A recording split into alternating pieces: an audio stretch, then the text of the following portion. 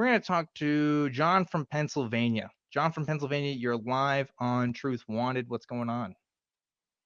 Hi, thank you for taking my call, objectively. And is it Valiant Heathen? Valiant Heathen. Yes, sir. Yes. Yeah. Okay. I'm sorry. Listen, I'm probably not going to be able to top the last call, but I just want to chime in on it just out of the gate. I'm a creative person. I write screenplays, I make film, and I paint paintings. And I'm able to concentrate hours on end. And when I'm in a flow state, it's like I'm taking dictation. So the person who was describing your last caller, as fun as he was, I think he's only describing a flow state.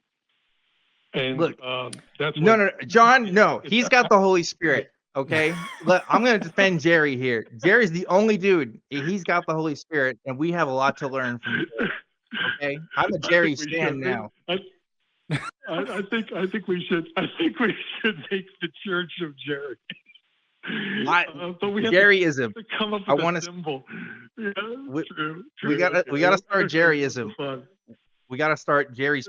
We gotta have like glass stained windows, and it's gonna have Jerry's pilgrimage to Hong Kong in one thing. We've got Jerry forging the tech. It's like the Apostle Paul was thrown in prison too, by the way. So I see Jerry is looking a little bit like a Ginsberg, the poet, with maybe with a peace sign hand and maybe big thick Coke bottle glasses and an enormous grin. I don't know. Oh, just my take. Please, people who draw fan art, I need to know what Jerryism looks like in symbolic form. I have to. But anyway, John, we gotta move through this call quickly because we got some other folks. So lay it on me. What do you got? Real quick.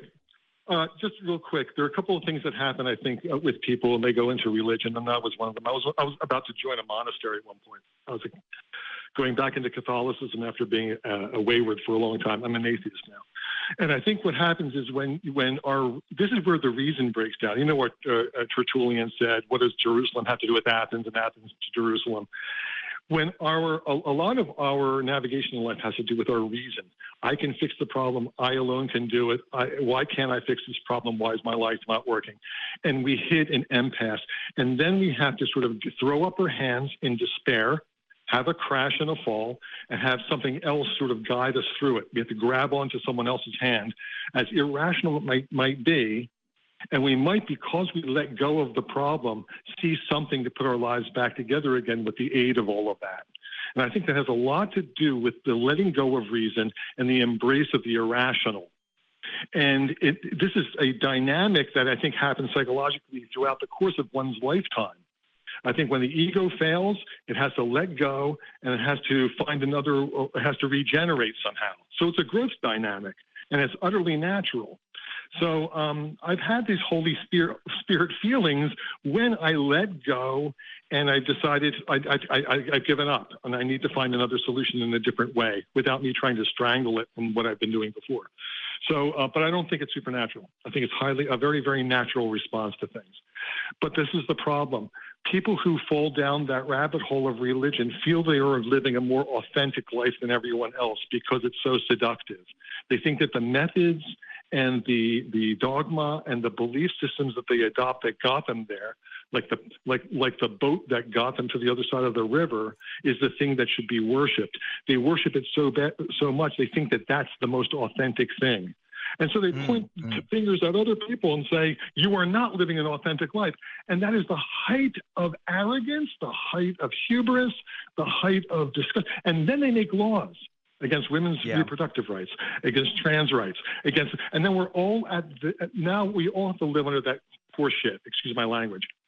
And because because they think that they have deluded themselves in thinking that they have got the answer, that they're living more authentically.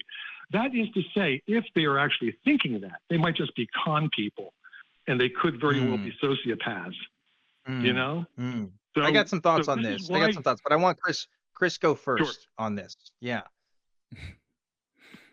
No, I think I agree. I agree with a lot of what you're saying there, and what it kind of reminds me of is like when someone is watching sports, and they may not believe in luck, but they're going to wear that lucky jersey every game because it worked the one time. And then you kind of fall into that habit, right? So I think it's Yeah, that same kind of thinking kind of carrying over into other parts of our lives. Yeah. I well, think you too know, And yeah, there's a biasing here as well because we've seen the religious hierarchies that have really taken over our political powers as being very particular forms of religion, right? So like forms of right, religion that may be more like go with the flow, they're not going to be the ones that like write all the rules for other people and force people to live the lives that they do, right? So it's almost like there's a natural right. selection process that comes with religious thought in the sense that the ones that are going to be more ironclad, the ones that do suggest, yes, we have to evangelize and yes, we have to spread it out, are going to be the ones that we see today. I think you can make a strong case for that historically. Yeah. And I think the scary thing is that they actually think that they're living a more authentic life than anyone else. That's the Yeah, scary thing to me. yeah, It is to actually negate your experience. It is not the knowledge. It's not knowledge. It's not mm, epistemology because they will deny facts for their own facts.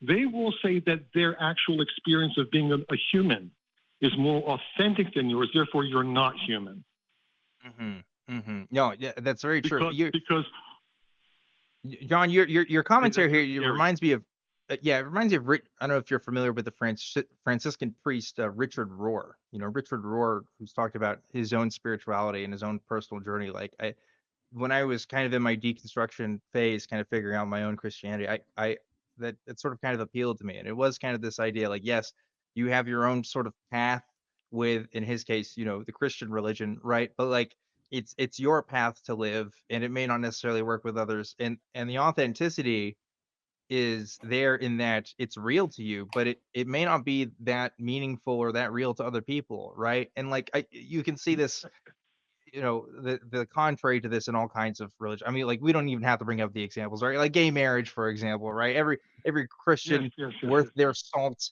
in the past 2,000 years has said, hey, this is a wrong thing to do. We shouldn't be doing this. And now suddenly, I mean, we do have some progressive Christians now who are countering this narrative. And to be fair, there have been some historically that have, but for the most part, right? We're talking about the 99% of history, right? That hasn't been the way. And suddenly Right, we're right. now realizing, oh wait, gay people have authentic love with their partners just as much as Yeah, we well, do. And like, absolutely. You, yeah, that's yeah, right. You mentioned Roar.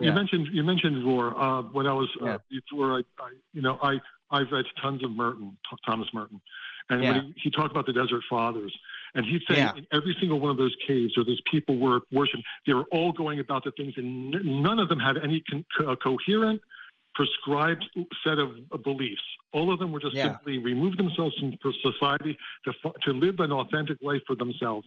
And that's yep, exactly, see, that is what is, see, that was them saying, I don't know the answer. yep. And you And, know what? and And you I'm know what, listening, John? And yeah, sorry to cut you off because we yeah, do have to kind of wrap things up, but we don't talk about the sure. Desert Fathers anymore. You know what I mean? The Desert Fathers We don't. theology is not the dominant theology of the Catholic Church or Oh Protestants. my! I know, or And anywhere, and they were yeah, ostracized all the time, and that's exactly. So absolutely. anyway, let us be the Desert Yeah, Fathers for atheism, and thank you guys for taking my call. of Really course. appreciate it. Yeah. Gotta let you go now, John, but Yeah. I appreciate you calling in. Thank you.